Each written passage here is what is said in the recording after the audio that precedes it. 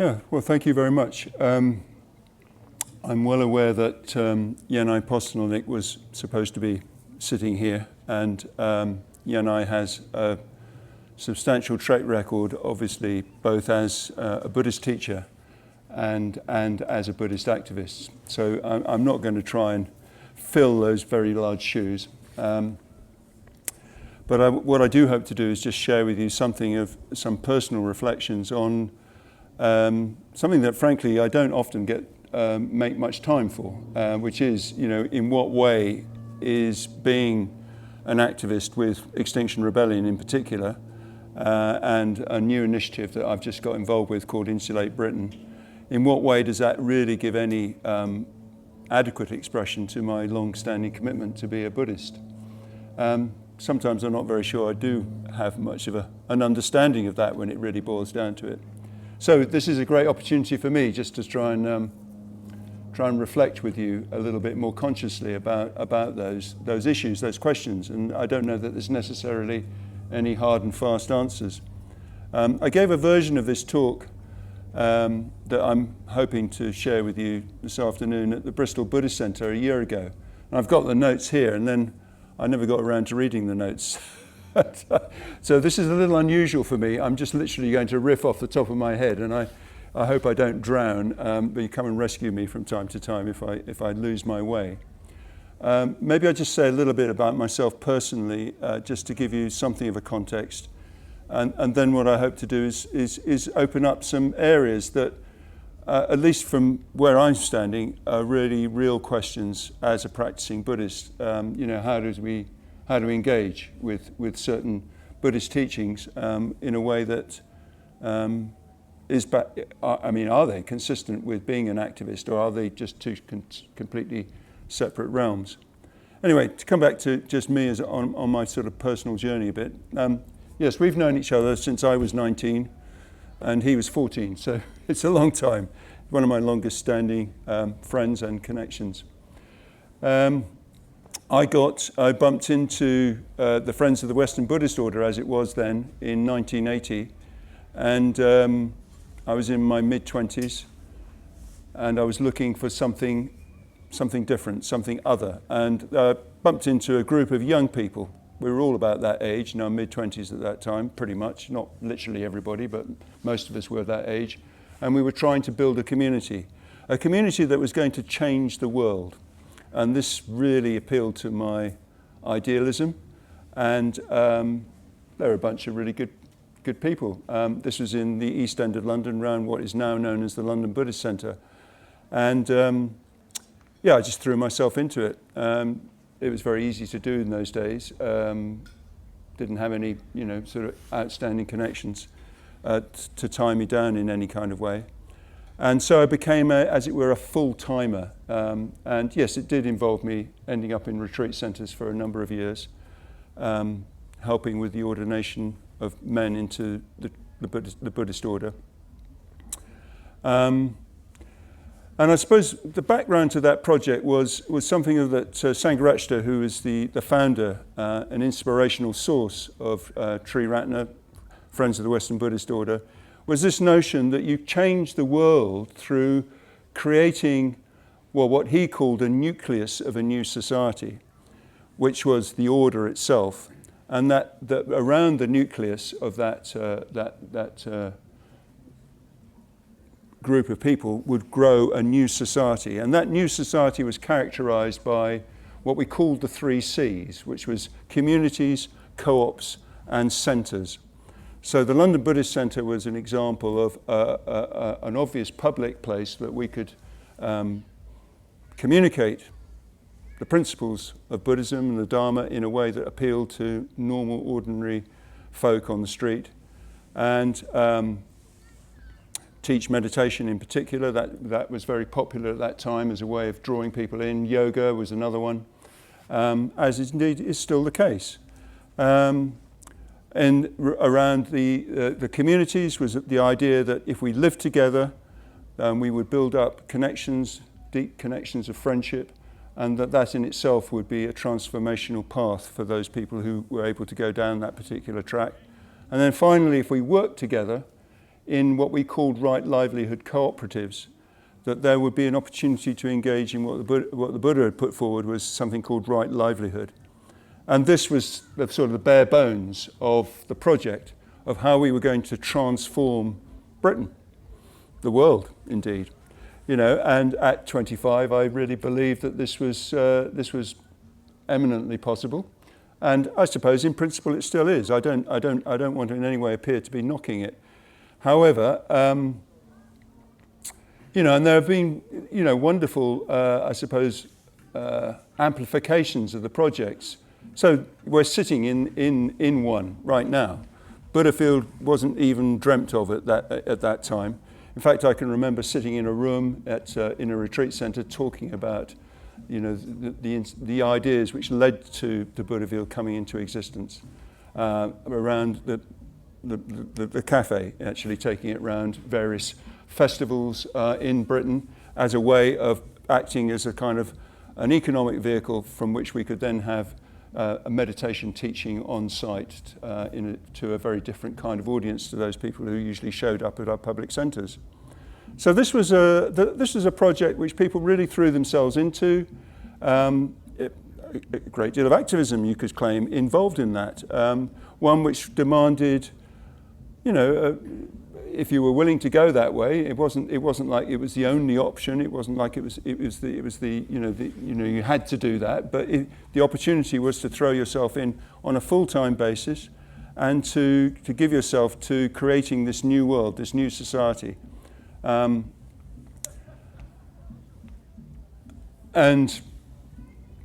fair enough, I suppose it's a project that I gave myself to for the better part of, well, I can't remember exactly how long, where I draw the line, but I started to become a psychotherapist training in 2005, so you can probably do the maths for yourself.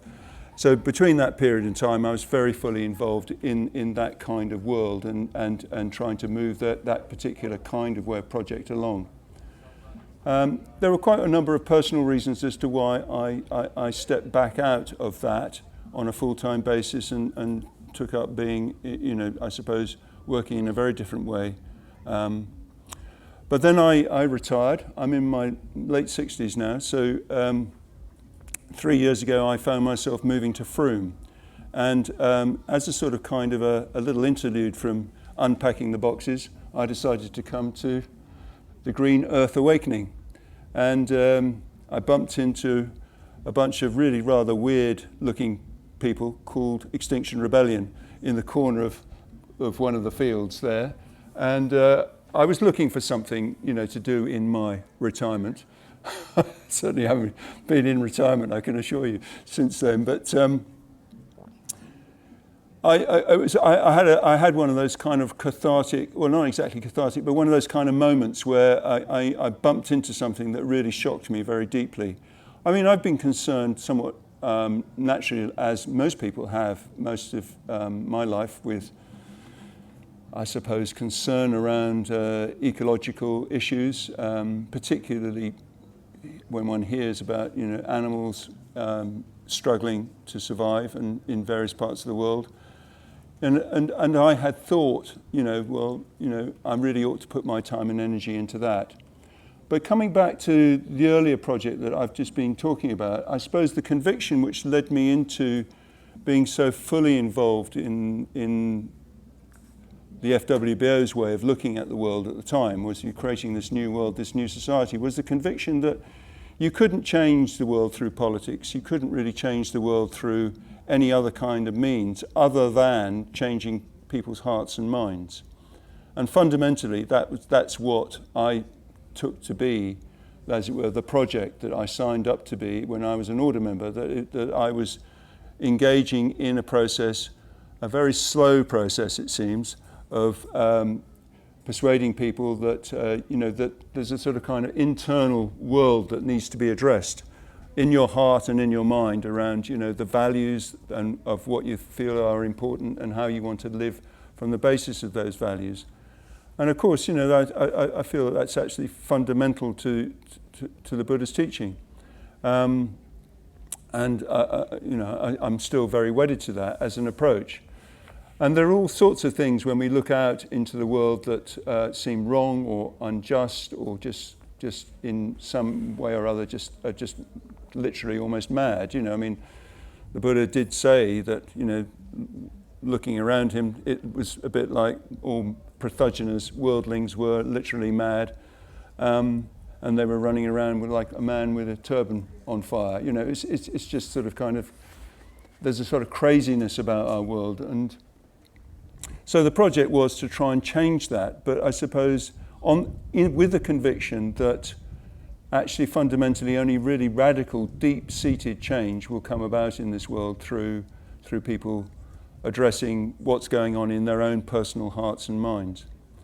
And I still do believe that. I mean, I don't have any argument with that. However, what I bumped into at the Green Earth Awakening 3 years ago was the fact that things are at a climatic level globally were just horribly worse than what I thought they were.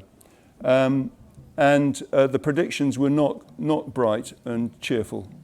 And the challenge to me was, well, and this is where I want to sort of then perhaps move on a little bit more into more theoretical or examination of the Buddhist position, is, well, what are you going to do about that?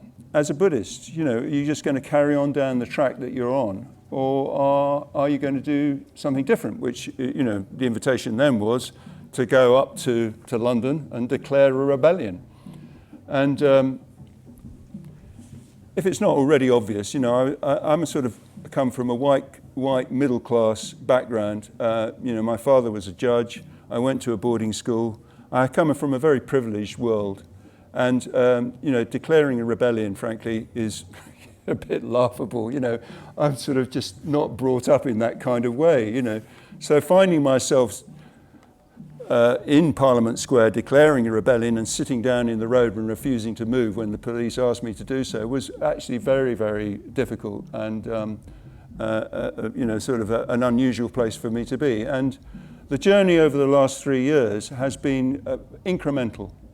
I've had to take quite small baby steps because, I'm not a particularly brave soul when it boils down to it. And, I can very easily freak myself out with all sorts of kinds of potential scenarios that float through my mind as to what might happen if I do this or do that or the other. So it's been a slow journey of at first just watching and seeing other people do stuff through to gradually summoning up the courage to go through with eventually getting arrested and then finding out that that's actually not such a big deal after all. And I've been arrested a few times now. And I really wish my dad was still around, really, because we could have quite a bit of fun talking about my legal defences. But anyway, unfortunately, he passed away 15 years ago now. So I haven't got the benefit of his legal knowledge to back me up. So let me see if I can find a way through from all of that to the sort of kind of questions which I'd like to sort of share with you. And I don't pretend to have any sort of, how can I put this, answers to these things. I think they're just kind of more challenges which each of us has to find a way of trying to answer.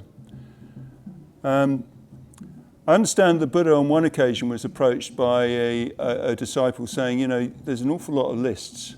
I really can't get my head around all these lists. There's 8 of this and 7 of that and 6 of this, and it's really too difficult. Can I just have one list that and a very small one that I can possibly get my head around, and then we just stick with that. And that was what the Buddha came back was Sila Samadhi Prajna. Ethics, meditation, and wisdom, which is the way it's sometimes translated. Now, there's something about that very simple teaching which is great, in as much as it opens up all sorts of possibilities and doors. But in another kind of way, I think it can encourage a certain kind of way of looking at what Buddhism has to offer as a particular kind of take on what the Buddha was on about. So this is where I'm going to struggle to be coherent. I hope you just bear with me. But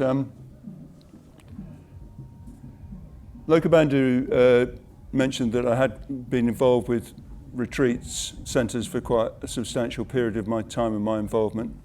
And of course, retreating is a really important part of, I suppose, grounding oneself and becoming a little bit more deeply immersed in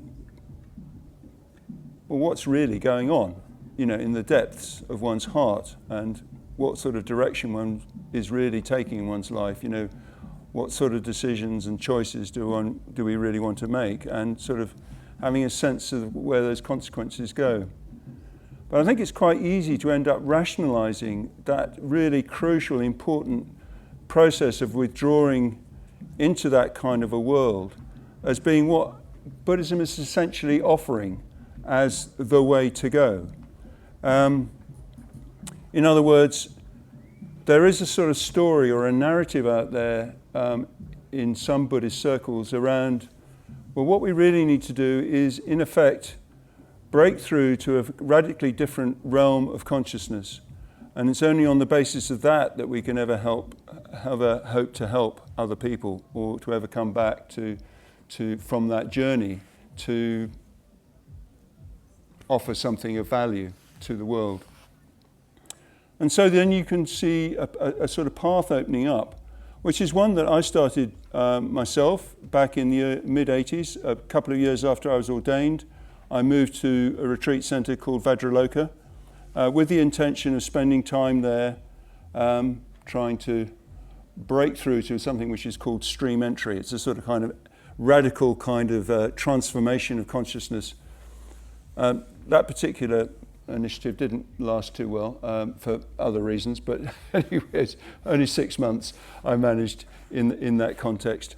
But that was the model that I was working in, if you see it. I mean, that was the story I had. I was going to go on this journey where I was going to sort of kind of use meditation as a vehicle to break through into this kind of transformational, different world. And then I'd have something of value to offer the world from that place. What I want to suggest to you is that actually Buddhism is actually can be read in a very different kind of a way. One of the first teachings, as I understand it, the Buddha gave was what's sometimes called the Four Truths, or the Four Noble Truths. And the first one of that is the fact, as it were, of dukkha, of unsatisfactoriness, as it's sometimes called. And we can see that in spades around us. It's sometimes a little difficult to really connect with that on such a beautiful afternoon, in such beautiful surroundings. But the unsatisfactoriness of life is there in all sorts of kinds of ways. Obviously, it's something that we bump into almost on a day-to-day basis in our personal lives, in our relationship with other people, and in all kinds of different ways. The analogy sometimes used is dukkha is sometimes a bit like being riding in an ox cart along a really bumpy track, and of course ox carts don't have any suspension, so it's a bit about you're having a very bumpy ride, and this is meant to be the analogy that's used to try and describe what the experience of dukkha is. But then if we look around us, there is so much injustice, there is so much which is wrong with the world, there is so much that needs addressing. And that, of course, takes me back to, my 25-year-old self. Well, what do I do about this? I was very alive to that, but I didn't know what to do about it. And many of us are still faced with that question. It's not that we're not sensitive to these things, but then the question is, well, what can I actually do? And part of the Buddha's message seems to be that we need to look very much inside our own hearts and minds to see, what are this symptom, as it were, of unsatisfactoriness as it's arising in our experience. What are we doing to contribute to that? So, of course, the second truth identifies certain aspects of that, which is, the traditional message of greed, hatred, and delusion as being the roots of all sorts of kinds of unhelpful mental events that we can be prone to and give expression to in one way or another.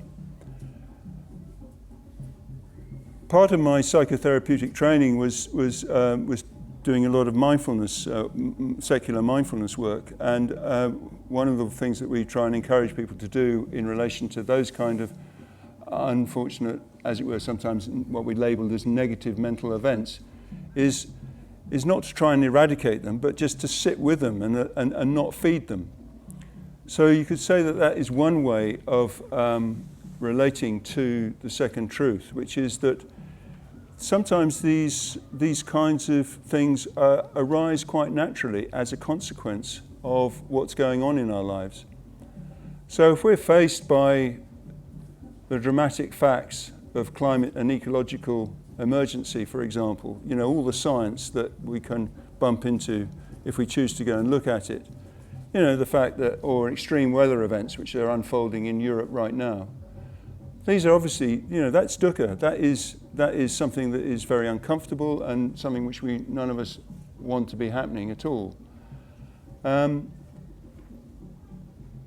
And there are all sorts of kind of really natural consequences which flow from that, which is by way of responses, mental events, kind of emotional responses, which, come out of, I suppose I better try and put this back on, emerge out of those kind of experiences. One of them is fear. Another one is just wanting to just not know. Just feeling inadequate or just overwhelmed. There are a whole variety of different kinds of different sorts of emotions which arise in response to these kinds of horrific events. Actually, when you really start to pay attention to them. I mean, it's so easy when one's just listening to the news or reading a newspaper, isn't it? You kind of almost gloss over them and oh yeah, that's another 80 people who've just died because they've got flooded out, or that's another town in Western Canada just got burnt up, or the headline billion animals have just got fried in some forest fire. These kinds of things, they just sort of kind of sort of float past one's face, and then you kind of go on to the next thing, and that's just part of the natural news cycle. But actually, if we really stop and allow ourselves to just even spend a little bit of time just absorbing what that really means, well, it's entirely natural that we'd have all sorts of kinds of emotional responses to them, which are just wired into us. It's part of the way that our brains have evolved over the last, whatever it is, million years, that in many respects we just don't want to know. We just kind of want to push things away. And I certainly regularly feel that myself. It's not a particularly pleasant pursuit looking at this stuff. But I think what the Buddha's message is saying in terms of the second noble truth, he's saying something like, we need to sort of kind of sit with that and allow ourselves to not in the way of feeding it or kind of adding on to it, but just allow ourselves to be sort of grow accustomed to the variety of different responses that we have to dukkha as we experience it in our world. Now, another aspect of that path is that very often if we can let go, as it were, so to speak, of those natural responses, very often something else then starts to emerge, and this very often is talked about as almost like the sort of the gap. Instead of feeding it with further fuel, as it were, putting further fuel on the fire, a kind of space can open up, a kind of mindful space or an aware space, an attentive space, into which something else can emerge. Sangha actually used to talk about this as the difference between the reactive mind and the creative mind. And in that space, something different can sometimes come into being. And this, I believe, is sort of kind of equatable with the third truth that the Buddha talked about, which was effectively he held up nirvana or enlightenment as a sort of the eventual possibility of where we could get to. But consistent with that, perhaps, experience which from vast majority of us, if not everybody, is on the horizon, there is something more which is entirely consistent with that, which is this kind of more creative, open space of attentiveness. And I'm sure, actually you're all very familiar with this. If you just go and take yourself off up into the woods there and sit there just for an hour and just allow yourself just to settle and become a bit quieter, almost something quite natural and spontaneous will arise in that space, which is deeply peaceful and much more in harmony with the space that one is in. And I believe that that's entirely consistent with the kind of world that we want to try and create, both internally and, as it were, amongst ourselves as a community. And so we come to the fourth truth, which is that of the Eightfold Path, which I believe is a kind of recipe for trying to build that kind of a world. So these ideas that I'm sharing with you are not mine. They're actually very consistent with some of the approaches which have been talked about by Stephen Batchelor on one part, and no doubt Yanai Postanolik as another. So, I'm just sort of want to reference that as something of the background to where I'm coming from in relation to this thinking. But there's an image which the Buddha used talking about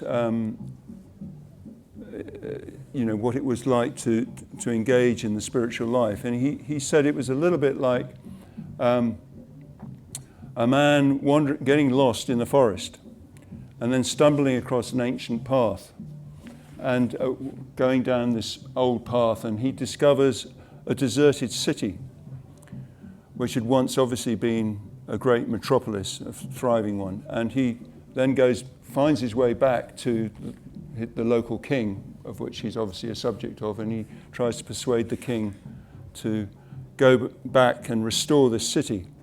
And this is the prelude to giving a teaching on the Eightfold Path.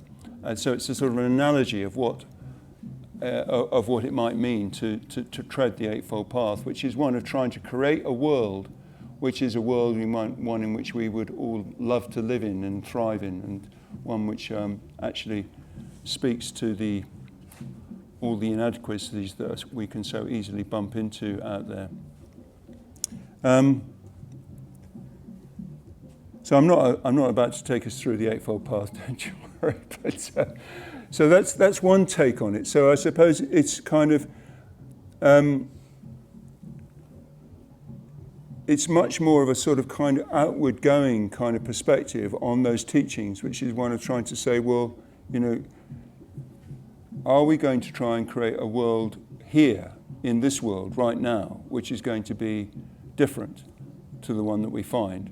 Or are we going to go on a journey which is more about, in a sense, withdrawing into almost a private, personal project of becoming more deeply imbued with positive mental states, and then somehow believing that in itself has wider consequences for those that we come into contact with. Something which I think speaks to this, which I'd like to, if I can find them in my notes, is a story that Sangharakshita tells. It's a kind of parable. I don't know where he got it from, but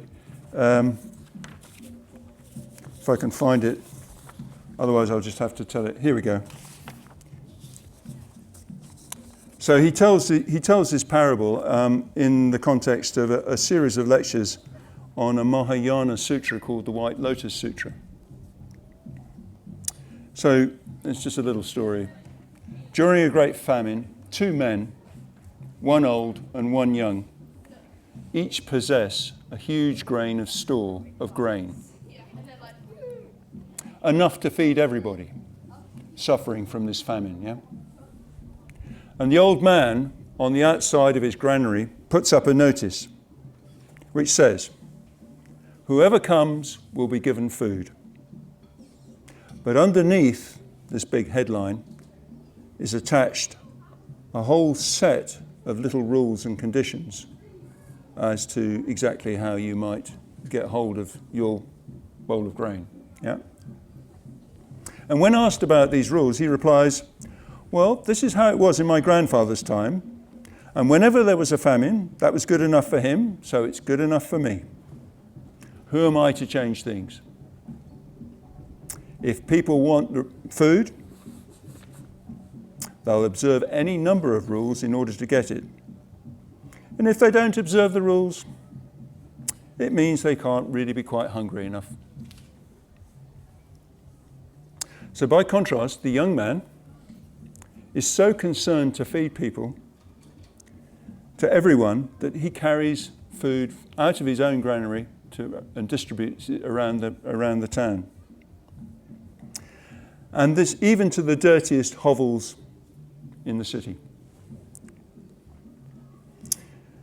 And he finds himself getting criticised for this, saying, "Oh, well, these people don't need food, but those people do, so why are you doing it that way?" And he says, "Never mind, it's better that some grain should be wasted rather than anybody should starve."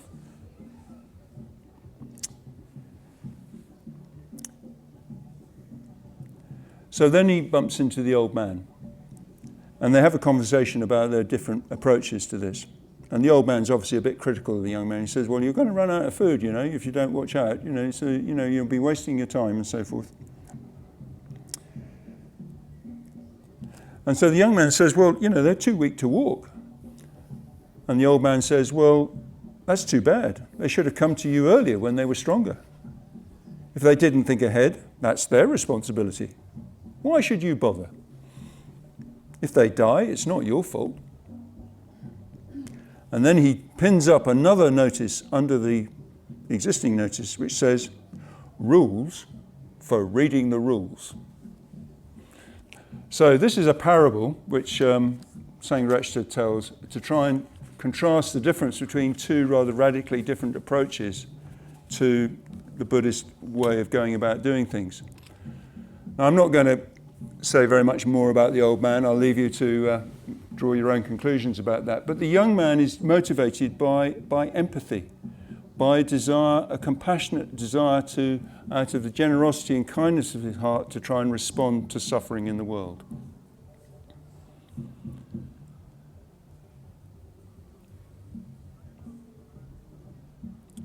Now, I suppose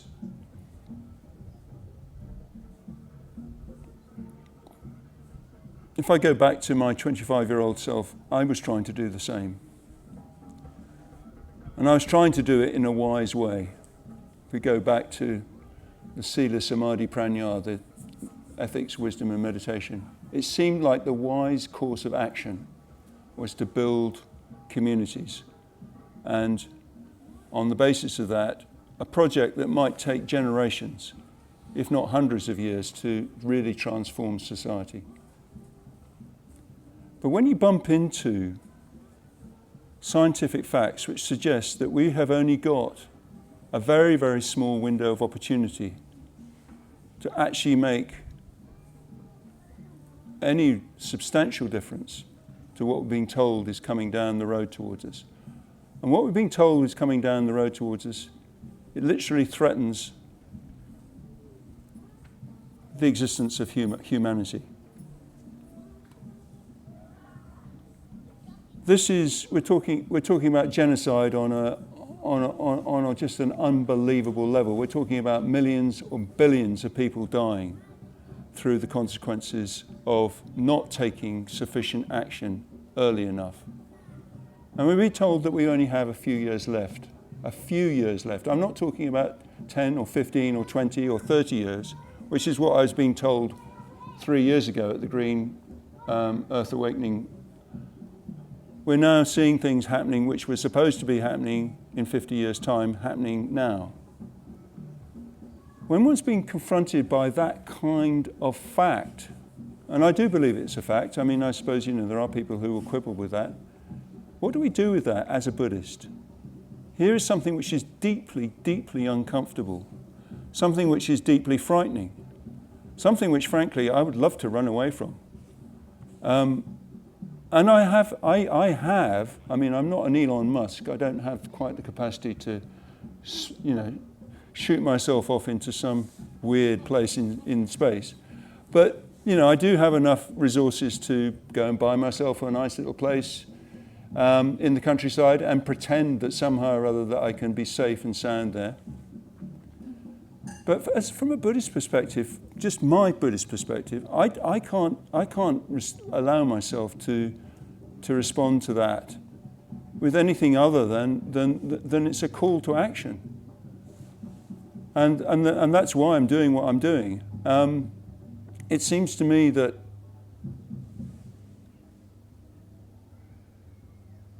the value of life itself is so extraordinary, so beautiful, so amazingly magical and awesome, that to be told that all of that is just going to get kind of wiped out. I mean, not to the point that it won't regenerate itself, and I think this is something which is worth bearing in mind. We've been told that we've entered the 6th maths extinction, created by human beings. But there have been 5 previous ones, and we're the product of the last one, the evolution out of the last one. So, things will come back. But do we want to lose all of this beauty, all of this wonder, this amazing world that we've got around us? I just cannot see how not actually actively taking steps in whatever way seems relevant and pertinent for each of us personally is not an obvious expression of one's commitment to the Buddha's teaching, if that's what one's committed to.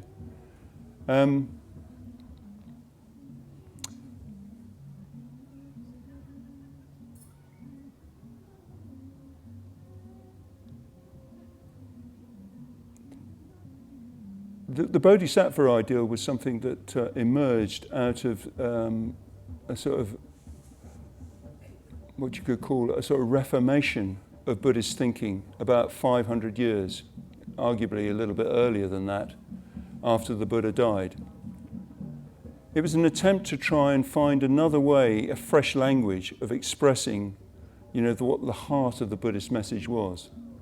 And I would like to say, or propose to you, that the kind of compassionate response that you see, as it were, played out graphically in that parable by that young man, is much more of the essence of what the Buddha's message is about how to live well,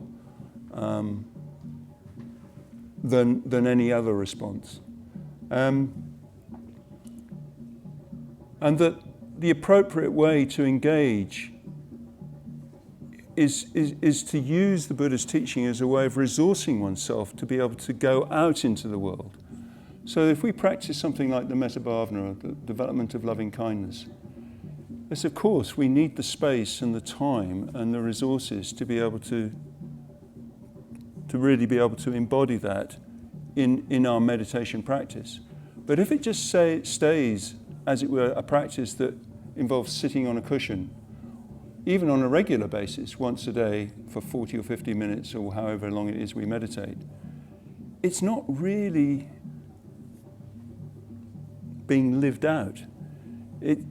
Yes, it might find its source and inspiration actually on the cushion, but the whole nature of that practice is to move out, is to radiate, is to move out, and surely that involves action of some sort. It's all very well to talk about the mind. My name, Chittapala, starts with the mind and the heart. It's all very well to say that is the source of things, and it is. But unless it's lived out and acted out, I would suggest that, one isn't really being true to the teaching. So I think I'm going to draw myself to a close there. I think I've been talking far too long. Yeah. So I don't know where we go from here. I'm very happy to sit around and chew the fat with you. But thank you very much for your time and attention. Thank you.